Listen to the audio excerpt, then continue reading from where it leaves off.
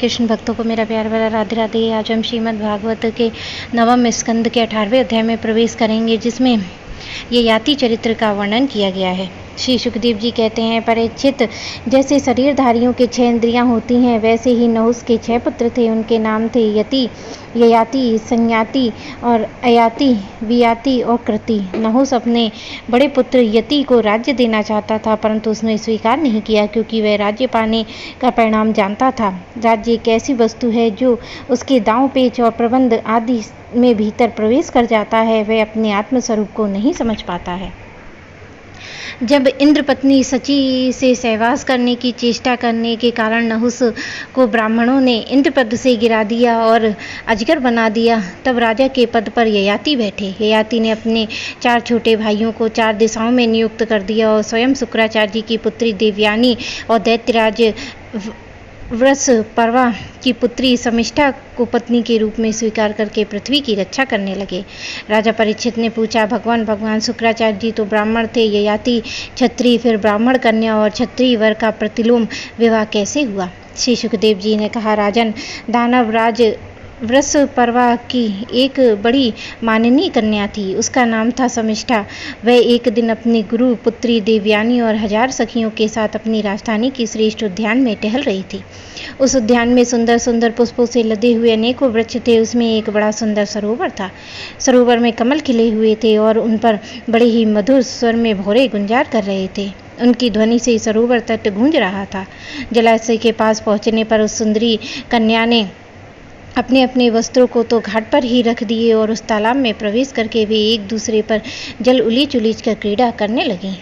उसी समय उधर से पार्वती जी के साथ बैल पर चढ़े भगवान शंकर आ निकले। उनको यह सब देखकर सब कन्याएं सकुचा गईं और उन्होंने झटपट सरोवर से निकलकर अपने अपने वस्त्र पहने।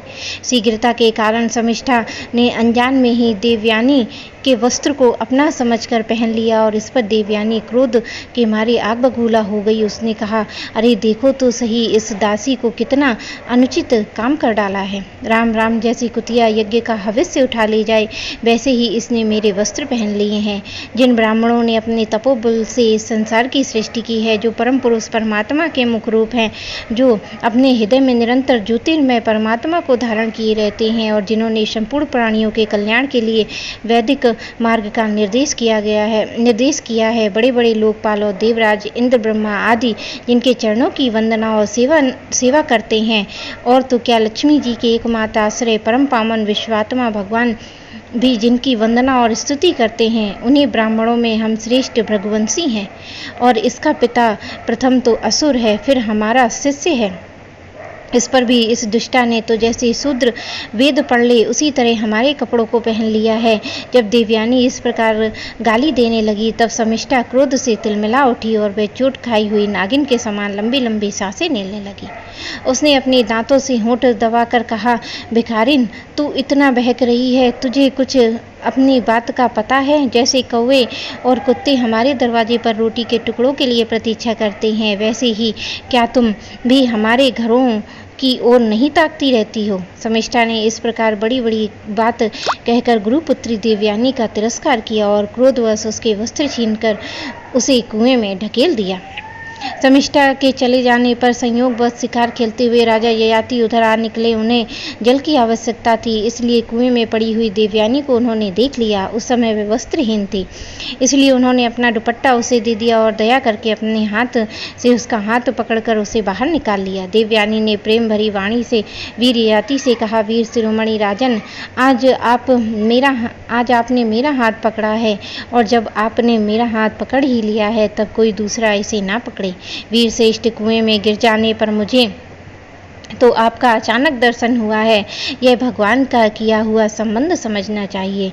इससे हम लोगों या किसी और मनुष्य की चेष्टा नहीं है। वीर श्रेष्ठ, पहले मैंने बृहस्पति के पुत्र कच्छप को श्राप दे दिया था, इस पर उसने भी मुझे श्राप दे दिया। इसी कारण ब्राह्मण मेरा पाणी ग्रहण नहीं कर सकता है। ययाति को शास्त्र प्रतिकूल होने के कारण इस संबंध में अभिष्ट तो ना था, परंतु उन्होंने देखा कि प्रारब्ध ने स्वयं ही मुझे यह उपहार दिया है और मेरा मन भी इसकी ओर खिंच रहा है, इसलिए ययाति ने उसकी बात मान ली।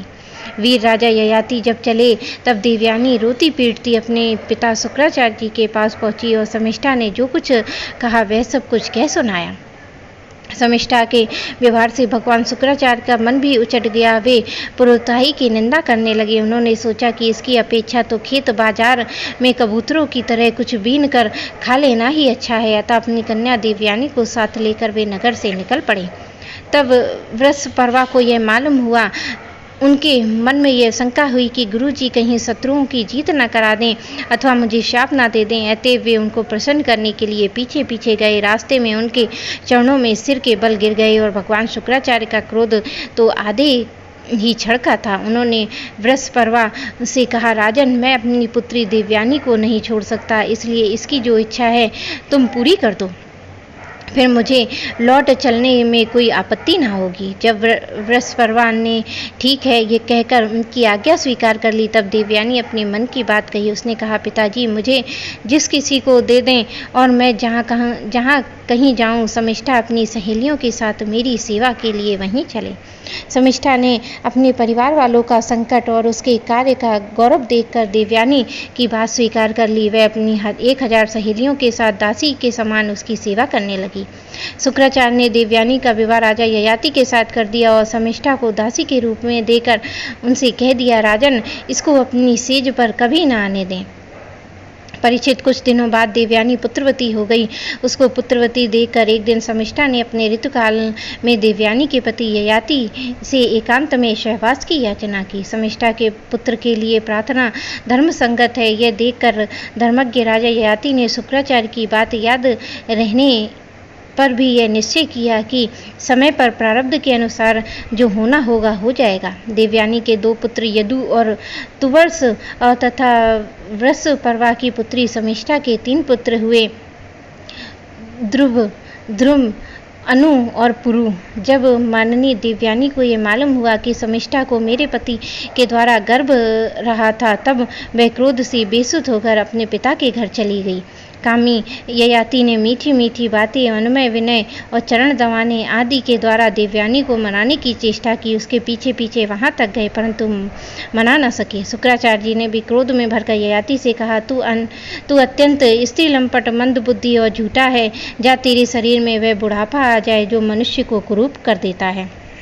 ययाति ने कहा, ब्राह्मण, आपकी पुत्री के साथ विषय भोग करते करते अब मेरी तृप्ति नहीं हुई है। इस श्राप से तो आपकी पुत्री को भी अनिष्ट ही है। इस पर शुक्राचार्य जी ने कहा, अच्छा जाओ, जो प्रसन्नता से तुम्हें अपनी जवानी दे दे उसे अपना बुढ़ापा बदल लेना। शुक्राचार्य जी ने जब ऐसी व्यवस्था दे दी तब राजधानी में आकर ययाति ने अपने बड़े पुत्र यदु से कहा, बेटा, तुम अपनी जवानी मुझे दे दो और अपने नाना का दिया हुआ बुढ़ापा तुम स्वीकार कर लो, क्योंकि मेरे प्यारे पुत्र, मैं अभी विषयों से तृप्त नहीं हुआ हूँ, इसलिए तुम्हारी आयु लेकर मैं कुछ वर्षों तक आनंद भोगूंगा। यदु ने कहा, पिताजी, बिना समय के ही प्राप्त हुआ अपना बुढ़ापा लेकर मैं तो जीना नहीं चाहता, क्योंकि कोई भी मनुष्य जब तक विषय सुख का अनुभव नहीं कर लेता तब तक उसे वैराग्य नहीं होता। परीक्षित, इस प्रकार तुवर्ष, ध्रुव और अनु ने भी अपने पिता की आज्ञा अस्वीकार कर दी। सच पूछो तो उन पुत्रों को धर्मत्व का तत्व मालूम नहीं था। वे अनित्य शरीर को नित्य मान बैठे।